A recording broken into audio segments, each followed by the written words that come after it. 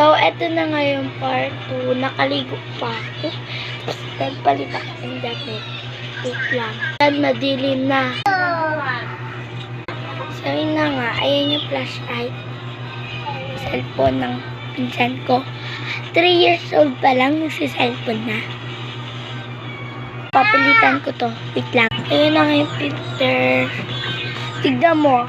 Pag winala yung ilaw na to, tignan nyo yung magiging reaction ng filter. Diba? Diba? Wait lang guys.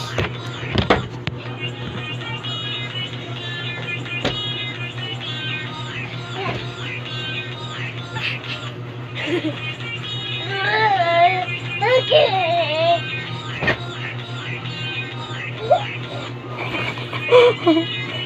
Sorry, joke lang.